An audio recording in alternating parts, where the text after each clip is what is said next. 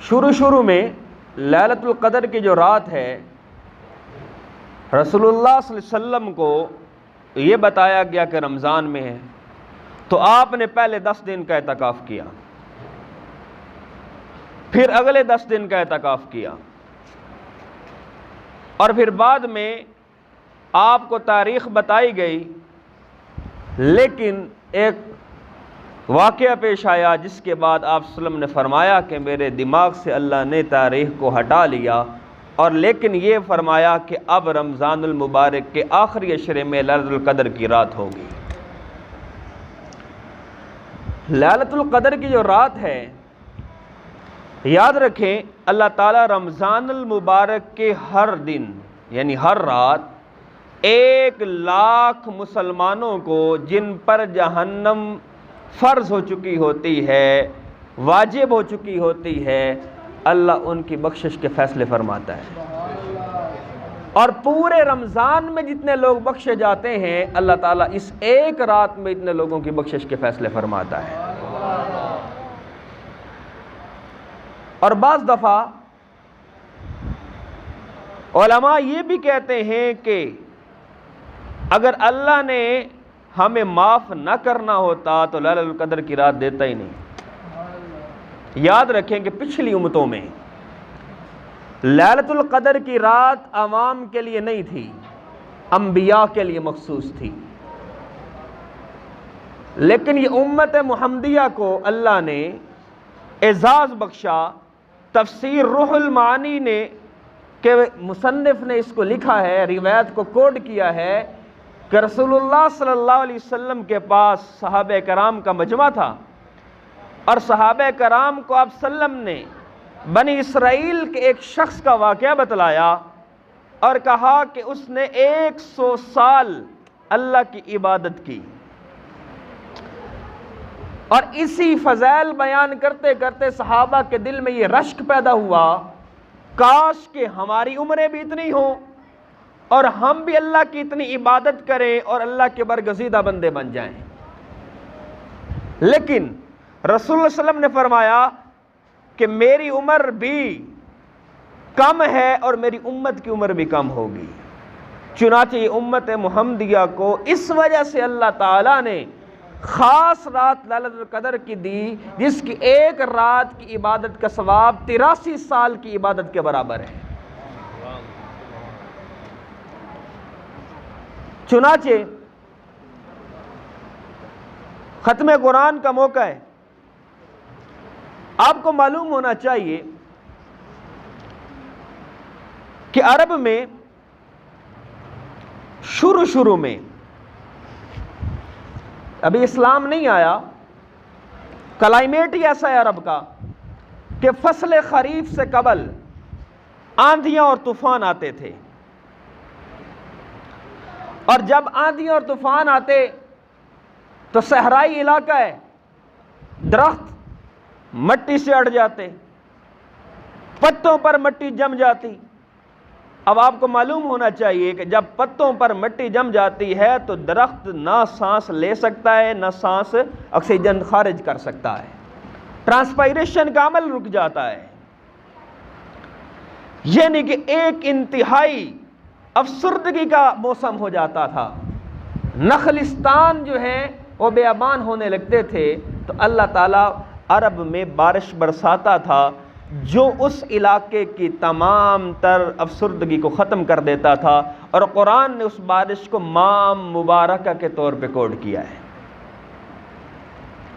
اللہ نے دریا کے پانی کو ماء مبارکہ نہیں کہا، نہر کے پانی کو نہیں کہا، ندی کے پانی کو نہیں کہا، چشمے کے پانی کو نہیں کہا، سمندر کے پانی کو نہیں کہا، اللہ نے بارش کے پانی کو ماء مبارکہ سے کوڈ کیا، کیونکہ وہ بارش کا وہ پانی جب زمین پر برستا ہے تو بیماریاں ختم کرتا ہے، سبزے کو تر و تازہ کرتا ہے، معاشرے میں صفائی لاتا ہے، اس لیے قرآن نے اس کو ماء مبارکہ سے کوڈ کیا۔ اور اسی طرح اللہ تعالیٰ نے قرآن مجید کو کتاب مبارکہ سے کوڈ کیا ہے۔ کیوں کوڈ کیا ہے؟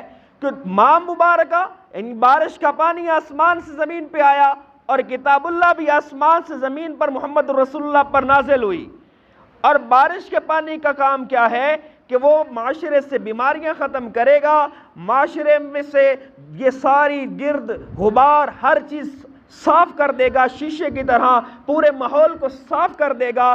اسی طرح اللہ نے جو کتاب اللہ کو نازل کیا وہ دل میں موجود گناہوں کو اور بدکاریوں کے جو ہم نے بالکل دل کے اندر ایک گناہوں کا کلائمیٹ بنایا ہوا ہوتا ہے، گناہ بھرے ہوتے ہیں، وہ کتاب مبارکہ کے ذریعے، اللہ کی کتاب کے ذریعے صاف ہو جاتا ہے۔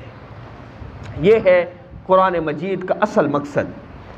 بات کر رہا تھا کہ جب بارش آتی تھی تو ہر چیز صاف ہو جاتی تھی، تو اس بارش کو کہا جاتا تھا رمضان۔ خریف سے پہلے جو عرب میں بارش آتی تھی اسے کہا جاتا تھا رمضان۔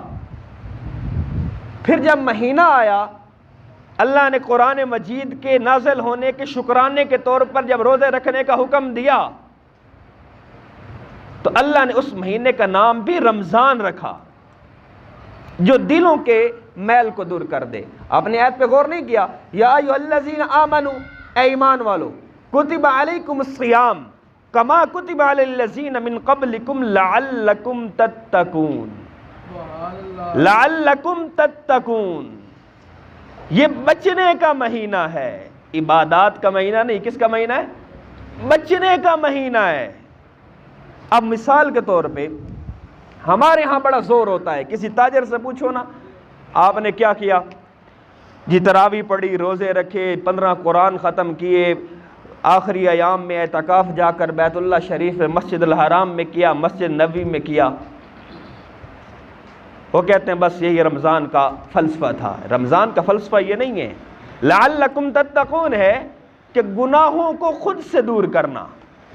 جو گناہ ہمارے اندر ایسے جذب ہیں جیسے پھول کے اندر خوشبو جذب ہے، پانی کے اندر نمی جذب ہے، ہمارے دل میں گناہ ایسے جذب ہو چکے ہیں، اس کو صاف کرنا۔ اب اسی تاجر سے پوچھا جائے کیا تو نے 2 نمبری کی تجارت کو چھوڑا، سود کو چھوڑا، سود کے کاروبار کو چھوڑا، تم نے نجائز ملاوٹ کو چھوڑا، سٹاک مارکیٹنگ کو چھوڑا؟ وہ کہے گا جی نہیں، تو رمضان کا مقصد تو پورا نہ ہوا۔ لعلکم تتقون کدھر گیا؟ آپ کو میں ایک بات بتاؤں، عبادات کے بارے میں رعایت ہے۔ آپ بیمار ہیں، تراویح نہیں پڑھ سکتے، مفتیان کہتے ہیں چلنا پڑے۔ آپ دائمی مریض ہیں، بستر مرگ پر ہیں، روزہ نہیں رکھ سکتے، مفتیان کہتے ہیں جی روزہ چھوڑ دیں، اس کا کفارہ دیں، فدیہ دیں، ٹھیک ہے جی۔ لیکن کسی مفتی نے آج تک ہمیں یہ فتویٰ نہیں دیا ہوگا کہ جھوٹ بولنا شروع کر دیں، چھوڑیں نہیں۔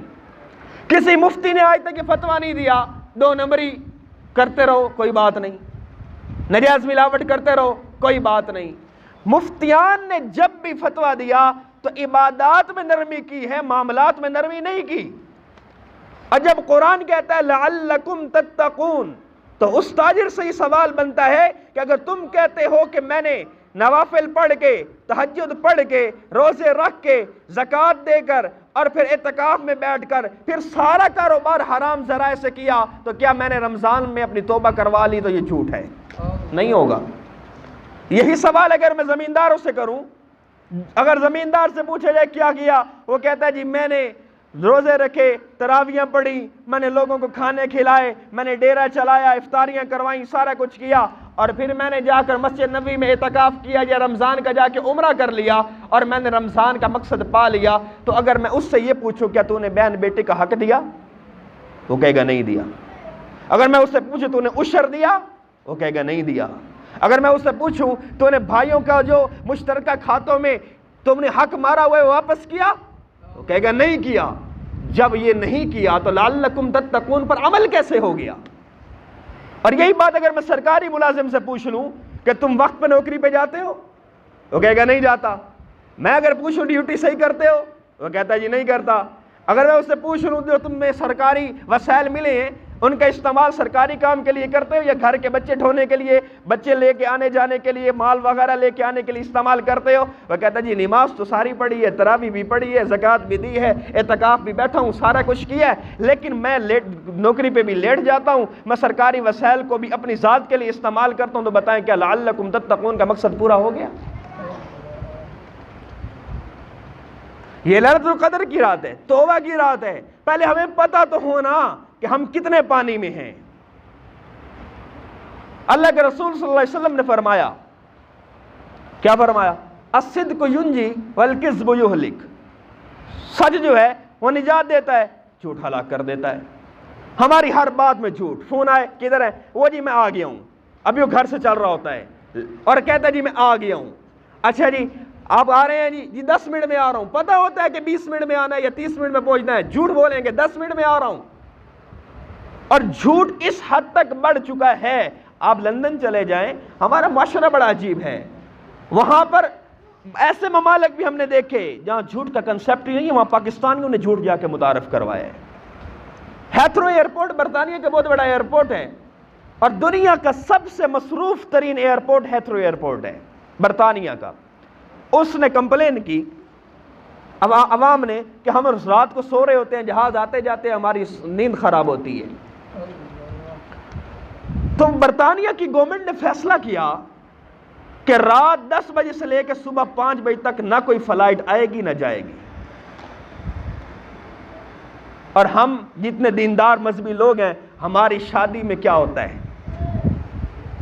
ہماری شادی میں ڈھول باجوں کی آواز، ہماری شادی میں گانوں کی آوازیں نمازیوں کی نماز بھی خراب کر رہی ہوتی ہیں۔ باقی ارد گرد والوں کو سکون کیا ملے گا؟ یعنی کہ ہم نے کافروں میں اسلامی اعمال کو دیکھا، لیکن ہم مسلمانوں کے اندر اسلامی اعمال نہیں ہیں۔ تراویح بھی پڑھے گا، زکوٰۃ بھی دے گا، روزہ بھی رکھے گا، جب بیٹی یا بیٹے کی شادی کرے گا سب سے بڑا کنجر بن کے کرے گا، کیونکہ اس کی شادی شراب کے بغیر نہیں ہوگی، کیونکہ اس کی شادی ڈانس کروانے کے بغیر نہیں ہوگی، رقص سرور کی محفل کے بغیر نہیں ہوگی، اس کی شادی اس طرح کی تمام خرافات کے بغیر نہیں ہوگی۔ اب مجھے آپ یہ بتائیں کہ کافر ملک اب اپنے لوگوں کی بھلائی کے لیے اپنی فلائٹیں تک بند کرنے کو تیار ہے، اور ہم ایذائے مسلم میں اور انسانیت کو ایذا دینے میں کس حد تک آگے ہیں؟ یہی بات ہے۔ جب ہم لعلکم تتقون کی بات کرتے ہیں تو میں نے کہا جھوٹ ہم میں انتہائی سرایت کر چکا ہے۔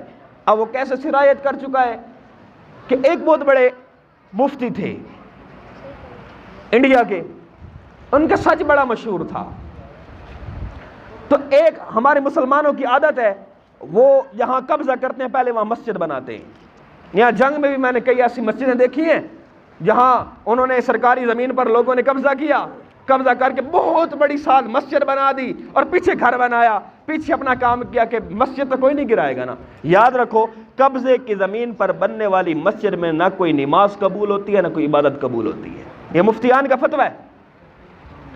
مفتیان کہتے ہیں، علماء کہتے ہیں، اگر آپ نے بھول کے بھی نماز پڑھ لی اور پتہ چلا یہ مسجد قبضے کی زمین پر تھی، نماز کو لٹاؤ۔ لیکن قبضے کی زمین پر ایسا سب کچھ موجود ہے۔ اب سوال یہ ہوتا ہے کہ وہاں انڈیا میں ہندوؤں کی زمین پر مسلمانوں نے قبضہ کر لیا اور کہا جی ہم یہاں مسجد بنائیں گے۔ بڑا مسئلہ بنا، ہندوؤں نے کلیم کیا ہماری جگہ ہے، ہم نے یہاں مندر بنانا ہے، یہ مسلمانوں نے کہتے ہیں ہماری جگہ ہے، ہم نے مسجد بنانی ہے۔ کیس چلا گیا انگریز کی عدالت میں۔ جب انگریز کی عدالت میں کیس گیا تو انگریز نے دیکھا کہ مسئلہ بڑا سینسٹیو ہے، مذہبی مسئلہ ہے، اب یہ دونوں قومیں آپس میں لڑ پڑیں گی، چنانچہ کیا کیا جائے؟ تو انہوں نے یہ فیصلہ کیا جج نے اور کہا کہ کیا تمہارے اندر کوئی ایسی شخصیت موجود ہے جس کے فیصلے پہ آپ دونوں پارٹیاں متفق ہو جائیں؟ انہوں نے مولانا مفتی مظفر صاحب کا ہندوؤں نے نام لیا کہ جناب اگر یہ فیصلہ کرے تو ہم اس پر متفق ہو جائیں گے۔ چنانچہ مسلمان بڑی بغلیں بجا رہے تھے کہ مفتی صاحب کا نام آ گیا، اب فیصلہ تو ہمارے حق میں ہوا ہی ہوا۔ اب ہندوؤں کو لوگ تانا دینے لگے، تمہارا دماغ خراب تھا، مسئلہ بھی مسلمانوں کے ساتھ تھا اور تم منصف بھی مسلمان کو بنائے ہو۔ چنانچہ جب فیصلے کا دن آیا، مفتی صاحب کو بلایا گیا، اور مفتی صاحب کو کہا گیا کہ بتائیے مفتی صاحب یہ زمین کس کی ہے؟ تو مفتی صاحب نے کہا جہاں تک میری معلومات ہیں، میں نے تحقیق کی ہے تو مجھے پتہ چلا ہے کہ یہ جگہ ہندوؤں کی ہے۔ اب جج نے بڑا دلچسپ سوال کیا۔ جج کہتا ہے مولانا یہ ہندو ہیں، یہاں پر مندر بنانا چاہتے ہیں، آپ کی کمیونٹی کا دعویٰ ہے کہ یہ ان کی جگہ ہے اور وہ وہاں مسجد بنانا چاہتے ہیں، اب آپ کہتے ہیں یہ ہندوؤں کی جگہ ہے۔ تو مفتی صاحب نے کہا کہ جسٹس صاحب بات یہ ہے کہ جو حقیقت میرے پاس پہنچی ہے وہ یہی ہے، اب ان کا جو دل کرتا ہے مندر بنائے ان کی مرضی یا گھر بنائے ان کی مرضی، یہ جگہ ہندوؤں کی ہے۔ اب جج نے فیصلہ لکھا کہ آج بر صغیر کی اس تاریخ کے اس دن تاریخ میں مسلمان مقدمہ ہار گئے، اسلام مقدمہ جیت گیا۔ تو لعلکم تتقون کا مقصد یہ تھا کہ ہم جھوٹ چھوڑ دیں، جھوٹ سے رعایت کر چکا ہے، ہم غیبت چھوڑ دیں۔ اچھا اب غیبت اتنی پھیل گئی، ہم ایک دوسرے کی ذاتی طور پر بھی غیبت کرتے ہیں، اجتماعی طور پر بھی کرتے ہیں، ریاستوں کی بھی غیبت کرتے ہیں، اجتماعی طور پر غیبت پھیل گئی ہے۔ اور جب ہم غیبت کرتے ہیں، حدیث پاک کا مفہوم ہے کہ ایک غیبت کرنے والا شخص ایسا ہے جیسے اپنے مرے ہوئے بھائی کا مردار کا گوشت کاٹ کر کھا رہا ہو۔ اب آپ مجھے یہ بات بتائیں کہ اگر ہم غیبت سے اور جھوٹ سے ہی توبہ نہیں کریں گے تو لعلکم تتقون ہم پا لیں گے؟ تو رمضان کا کنسیپٹ دوستو بزرگوں یہ نہیں ہے کہ ہم نے نمازیں پڑھ لی، تراویح پڑھ لی، ہم نے یہ سب کچھ کر لیا، ہم بخشے بخشائے۔ لفظ ہے لعلکم تتقون، یہ لفظ تتقون جو ہے یہ واضح کرتا ہے کہ ہمیں گناہوں کو چھوڑنا ہوگا۔ تو ہم اس تعریف کو یوں کریں گے کہ رمضان المبارک جو ہے وہ نیکیوں کی بڑھائی کا اور نیکیوں کی کثرت کا ماہ نہیں بلکہ گناہوں کو چھوڑنے کا مہینہ ہے۔ اگر آپ نے عبادت قدرے کم کر لی لیکن گناہ چھوڑ دی، آپ کی بخشش ہو گئی۔ لیکن آپ نے پوری رات لٹک کے عبادت کر لی لیکن اپنی نیت کو درست نہیں کیا، اعمال کا دار و مدار نیت پر ہے، پتہ ہے کہ یہاں رمضان کے بعد پھر وہی شراب پینی ہے، پتہ ہے رمضان کے بعد پھر وہی سودی کاروبار کرنا ہے، پتہ ہے رمضان کے بعد پھر وہی جھوٹ بولنا ہے، پتہ ہے کہ رمضان کے بعد سارا کچھ وہی کرنا ہے، تو پھر آپ جتنی مرضی عبادت کر لیں، آپ نے رمضان کا مقصد نہیں پایا۔ بات سمجھ گئے جی؟ تو لیلۃ القدر کی رات ہے، اس رات کو قرآن مجید نازل ہوا ہے۔ اور آخری بات کرنے لگا ہوں، قرآن مجید اللہ نے 3 دفعہ نازل کیا ہے۔ پہلی دفعہ جب اللہ نے قرآن مجید کو نازل کرنے کا ارادہ فرمایا تو قرآن مجید لوح محفوظ پر نقش ہوا۔ قرآن کی آیت ہے بل ہوا قرآن مجید فی لوح محفوظ۔ اللہ نے پہلے لوح و قلم پر قرآن کو نازل کیا، نقش کیا، اور دوسری دفعہ اللہ نے قرآن لوح محفوظ سے آسمان دنیا پر نازل کیا، جس کی آپ مشہور روایت سنتے رہتے ہیں کہ اللہ نے قرآن سب سے پہلے فرشتوں کو سنایا، اور فرشتوں نے کہا کہ مبارک ہے وہ امت جس کے پاس یہ کتاب آئے گی، مبارک ہیں وہ سینے جو اس کو محفوظ کریں گے۔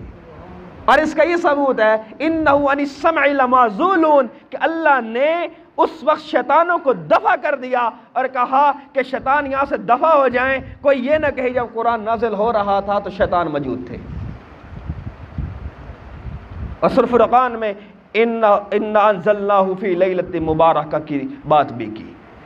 اور پھر تیسری دفعہ قرآن اللہ رب العزت نے محمد رسول اللہ پر نازل فرمایا اور فرمایا اِنَّا أَنزَلْنَاهُ فِي لَيْلَةِ الْقَدْرِ، ہم نے لیلۃ القدر کی رات کو قرآن مجید نازل فرمایا۔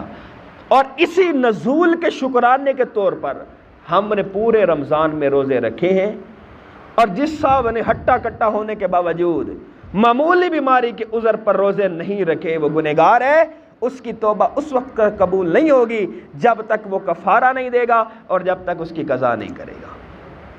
اور اس وقت تک جس صاحب نے اپنی زکوٰۃ نہیں دی، 2-3 دن رہ گئے، اور ویسے بھی ہم نے معمول بنایا ہوا ہے کہ رمضان میں زکوٰۃ نکالتے ہیں، عموماً میں اس کا بھی آپ کو بتا دوں کہ ڈیٹ طے کر کے رکھا کریں۔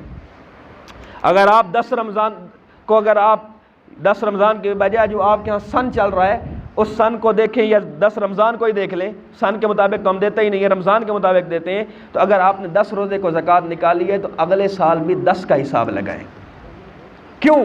اگر آپ 11 12 13 14 رمضان پہ آئیں گے تو ریٹ کا فرق لگے گا، اور آپ نے زکوٰۃ دینی ہے 1 سال پر۔ ہو سکتا ہے جب آپ 1 سال 1 دن پہ آئیں تو ریٹ بڑھ جائے، ہو سکتا ہے کم ہو جائے، تو زکوٰۃ ہے 1 سال پہ۔ اگر آپ نے 10 رمضان کو زکوٰۃ دی ہے تو اگلی زکوٰۃ بھی 10 کو دیں، اور جس نے اب تک دی نہیں، اور جس نے اللہ پر احسان کیا ہے کہ زکوٰۃ بنتی تھی 10 لاکھ اور دیا 20,000 یا دیا لاکھ، احسان کیا نا اللہ پہ کہ چلو نکڈی تے ہے باہیں تھوڑی کڈی ہے، اس کا ڈنڈا فائدہ کہ جو تھوڑی کڈی ہے۔ بات ہے اتنی سی، شریعت کا حکم ہے کہ اس کو یہ چیز یہاں سے یہاں تک لانی ہے۔ جب آپ یہاں سے یہاں کی بجائے یہاں پہ آ جائیں گے تو آپ وہاں پہنچے ہی نہیں، جب پہنچے ہی نہیں تو زکوٰۃ ادا ہی نہیں ہوئی، تو لہٰذا اپنے وہ پیسے جو آپ کی 10 لاکھ زکوٰۃ بنتی تھی، جو لاکھ دی، وہ لاکھ کی بھی کوئی ویلیو نہیں ہے، آپ کی 9 تو بقایا کھڑی ہے۔ یہی سوال ایک اور ساتھی نے کیا تھا، مجھے کہنے لگا کہ کیا 8 تراویح پڑھ لینے کے بعد تراویح ہو جاتی ہیں؟ میں نے کہا 8 تو ہو جاتی ہیں، 12 رہ جاتی ہیں۔ 10 لاکھ زکوٰۃ بنتی ہے، 1 لاکھ دینے سے 1 لاکھ تو چلو گئی، 9 بقایا کھڑی ہے۔ وہ وبال ہے، کل آپ کی قیامت کے دن آپ کے گلے کا سانپ ہے اور آپ اس کو ہٹا نہیں سکیں گے۔ جس سے زکوٰۃ نہیں دی وہ جاتے ہی صبح تک اس کو اپنی زکوٰۃ ادا کرے، فی الفور کرے، یہ زکوٰۃ ادا کرنا بہت ضروری ہے۔ اور جو فطرانہ ہے، عموماً فطرانے کی رقم بتائی جا رہی ہے 135 140 145، کوشش کرے غریبوں کو ہی جانا ہے 150 نکالیں، کوئی حرج نہیں، اور 150 نکالیں تاکہ کسی کا غریب کا فائدہ ہو جائے۔ اور عید سے پہلے نماز عید الفطر سے پہلے 150 دینا ضروری ہے، جو نماز پڑھنے سے پہلے، ورنہ عید کوئی نہیں ہے، عید کی نماز سے قبل دینی ضروری ہے۔ تو چنانچہ فطرانہ آپ کا عید سے پہلے، آپ کے بچوں کا بھی فطرانہ ہے، اگر کفیل ہیں تو خود دیں، کفیل نہیں ہے تو وہ آپ دیں گے، ٹھیک ہے۔ اس طرح آپ کے والدین جو کماتے نہیں ہیں ان کا بھی آپ بھریں گے، ٹھیک ہے، اور وہ اخلاقی طور پر آپ کا فرض بنتا ہے، نہیں تو آپ کے والدین تو گنہگار نہیں ہیں لیکن آپ کا فرض بنتا ہے اخلاقی طور پہ، ٹھیک ہو گیا۔ اب یہ 3 چیزیں کوڈ کر لیں۔ پہلی بات کہ اگر لعلکم تتقون پر پورا اترنا ہے تو زکوٰۃ دے دیں، فطرانہ بھی ادا کریں گے۔ اور تیسری بات، جو گناہ کرتے ہیں، جن سیئات میں مبتلا ہیں، ان سے آج توبہ کریں گے تو لیلۃ القدر کی رات میں مغفرت ہوگی، ورنہ لیلۃ القدر کی رات میں بھی مغفرت نہیں ہوگی۔ اللہ ہم سب کو عمل کرنے کی توفیق عطا